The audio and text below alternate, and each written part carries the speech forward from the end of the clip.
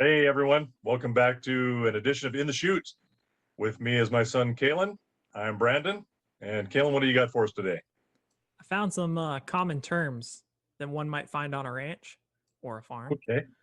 And I wanted to do a quick rapid fire of you explaining them. Oh God.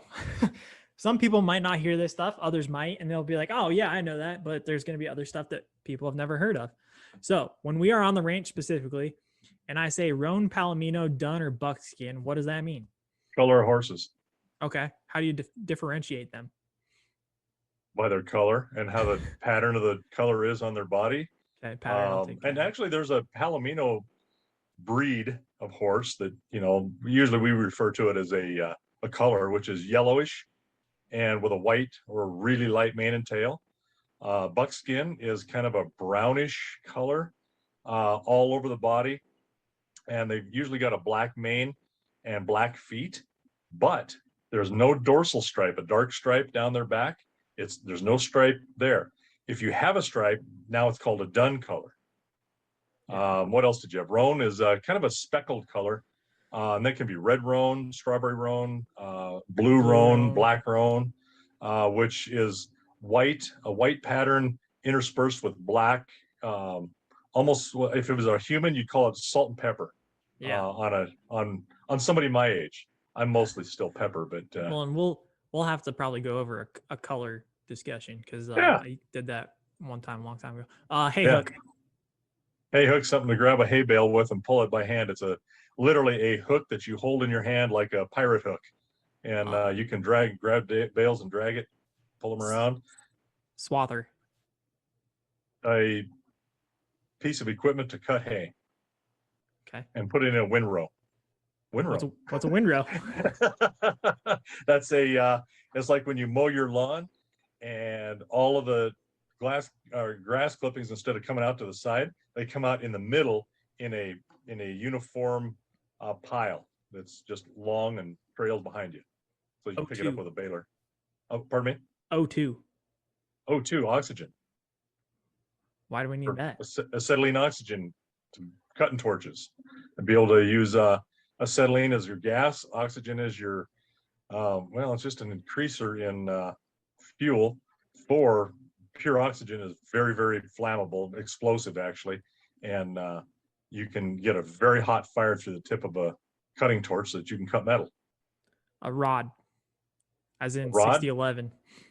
Oh, that rod. I was going to say, well, that's 16 and a half feet is a rod. It's a distance. All right, let's do that one too. I didn't even think Okay. about that. Yeah, It's it's a rod. A rod is a measurement of distance at 16 and a half feet. and that's mostly what surveyors use, right? Or they still use maybe Oh, they did that, and chains. chains. A chain is a distance, and I'm less familiar with that because I am dang sure no surveyor. Yeah. But a rod is in the welding term, is a piece of metal with some chemical around it that's called flux that allows a continuous burn of that heated rod right in that area that melts two pieces of metal together. And you can also use it with wire and gas around it as your Yeah. flux. Panel. Panel is like a portable gate, only it's not hung from a post necessarily, but panel can be portable in the deal where you put them together and you can make a big round corral or straight corrals, or add to something, make a wing off of it, and or panels also more permanent within like a set of permanent corrals where you're hanging it and you can weld it or attach it to a wood post in some form, whether you're nailing it to it or screwing it to it, lag screwing it. So Okay. just creates a fence. Section. Section 640 square acres, 1 mile square, Quarter usually section. acreage, 160 acres, half mile by half mile. All right. Pasture nicknames. So, for Ah, example, the Lease CRP. well, it's just an identifier so we all know what the pasture is you're talking about, because seldom do people do it though too, because they'll say like section 1, because we had Yeah. a piece there to the west that was called section 1, but only because it, 1 is an easy one, the first one out of a township. But we've got the well pasture, the south pasture, the north 40. We've got the bull pasture. Um, God, Stud the pasture. stud pasture, the lease pasture, Yeah. one lease or the other lease named by whoever owns it. Yep. At the ranch, the North Ranch, we had the coal mine section, the Blegan section, the V-bar pasture. We had the Fisk quarter, the Cricklow quarter. We had the pasture north of the track. They got the Pine Hills, you got the South pasture. Everybody's got a South pasture. It seems like it's like having the Rock Creek bar or Yeah. the Mint bar, in a town. Everybody's got a Mystic South Lake. pasture. Yeah, exactly. So yeah. Lease. When we're talking lease, what does that mean? Well, just that you don't own a piece of property, but you pay for the right to graze or hay or farm it in some manner, whichever is conducive to both you and the owner of that property. So you just pay for the ability to use it. How about CRP? That's a conservation reserve program, which the government pays people to not use their property, not use their ground, because they're using it for conservation of birds and creating competition in a way too within a marketplace. Yeah, and that was But the something that threw government me. does it, so that works real well. Well, it threw me for a loop when I was a little kid because I remember we had that what's now the well pasture, but it was CRP, and We had to when we bought that, you couldn't get out of that lease. It was a Yeah. government, and it was leased through the government through that. And like, we got this pasture we cannot use, and the Yeah. minute, well, and if it was a 10-year lease, and if we would have at year 9 said we don't want to do this lease, we would have had to pay back the previous 9 years that somebody else had gotten Yeah. off of that, because it was like, this is stupid. So we let that lease run out, and then never renewed it because we wanted to put it in production with cattle. that threw me for such a loop as a little kid because I like grandpa was like he was haying and I was like, why aren't you cutting that? And he's like, we can't. And like there wasn't even a discussion. I tried to get an answer out of him. He's like, we just can't. And like he just wouldn't like talk to me about it. I was like, so, and I learned later what it was like, oh, because I not even say things like we can't send the cows over there, and they'd be like, we can't. I'm like, okay. Here's the irony of that. In a year, and we had some years that were pretty tough, like 88 was a tough year. And even though it was CRP and we were in it, and they said, oh yeah, this is a disaster area, so you can graze it. Oh, except you can't graze it. Somebody else can graze it. So we couldn't even put our own cattle on that CRP. Somebody from out of county, had to be out of county, brought their cattle over and they grazed it, and they were paid to be able to graze that where we couldn't. It was like, Jesus. This is idiotic. Well, Stupid. All right. Yeah. Rounds or squares? Bale shape. Small squares or large squares. Yeah. You got usually. What is the weight 60. difference? So I know you typically a small square, it's what a man can pack. Sometimes depending on who's making it, it'll float between 55 pounds and 80. 100. And depending on what it is, whether it's grass or like straight alfalfa. Yeah. But, and you can jam pack those, with your plunger on your and your tension on your baler. You can make those bales heavier with more tension on the back, so that it just packs them in tight. And you can get 100, 120 pound bales, but usually you don't have string enough to hold it. Those are usually wire tie. Yeah. Well, and the rounds are 1,200 pounds, but we're talking small squares. What are the big squares weigh? Do you know? You can get up there around 1,500 pounds on those. I think 1,500 pounds. They can smash them up pretty good. Yeah. I mean, they're just, if you know what a small square bale is, just look that up. It's a bigger version of that. It's literally. Yeah. And usually they're like 42 inches long by about 18 inches wide, 14 deep, and then or so. And then the big squares are like 3x4 or 3x3. There's different sizes of those too. By feet though, at that point. Yeah, feet. Sorry. Yeah.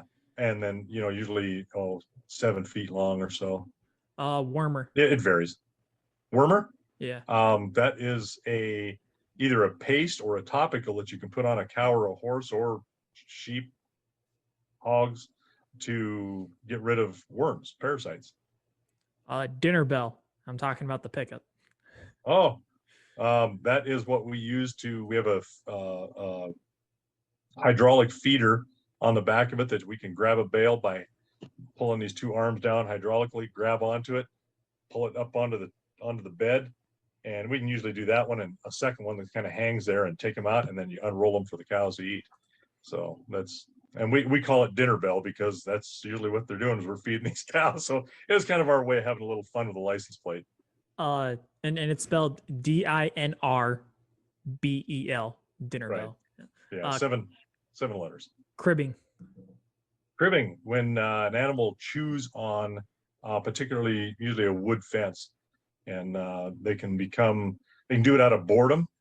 But it can also be called wind sucking, where a horse will bite it, hold on to it, and they do is bite hard enough.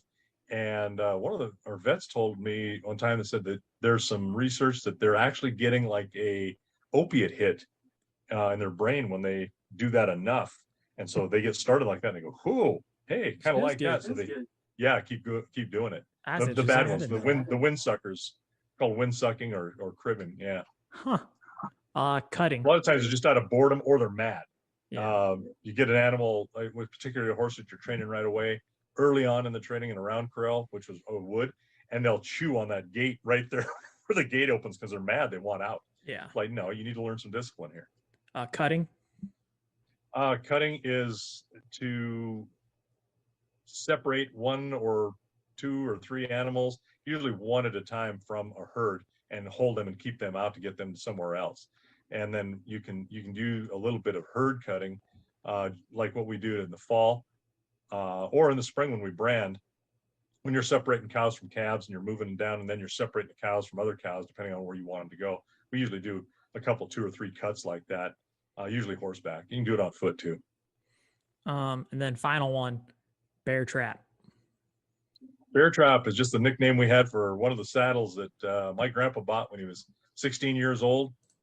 Denver Dry Goods Corporation or company at that time. You ordered this saddle, and when you sit down into it, which I can't anymore comfortably. I still can. You still can. Your brother and I, no. But we're manly men. You're kind of still a little frail. Yeah. Frail.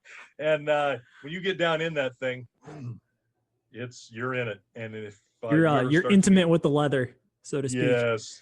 And if a horse starts to buck, it helps you stay in unless you start to get out, and then it will beat you to death. Yep.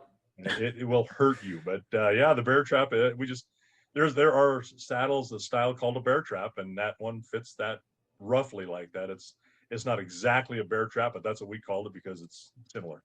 Yeah, I remembered cutting. I want to go back to cutting, castrating. Castrating calves, or I was thinking about the herd part though. Yeah. I was just talking about like the bear trap. I remember being little, that's what we got to sit in most of the time because it kind of fit us better. Right. And then when I got to be, I think I was like 19, 20, I was home for a weekend in college, and I put that on. It's like how I like to say.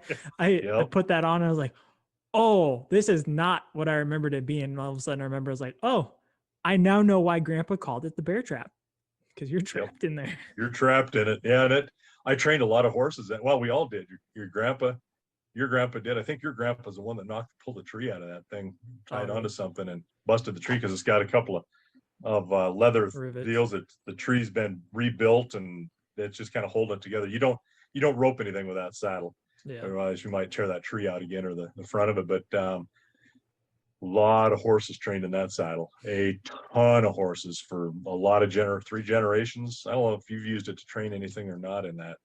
I don't remember. If I have, it's for a rider too. And that was Braden did, because Braden loved that saddle, but he's outgrown it too. It's built for somebody who's got about a 28-inch waist at 16 years old. And I was able to get through high school with it, but after high school, I continued to grow, and it's not comfortable to sit in for me. You just can't get into it anymore. I got thighs like your brother, like tree trunks, so they don't sit down into that leather that's curved over the top of your knees.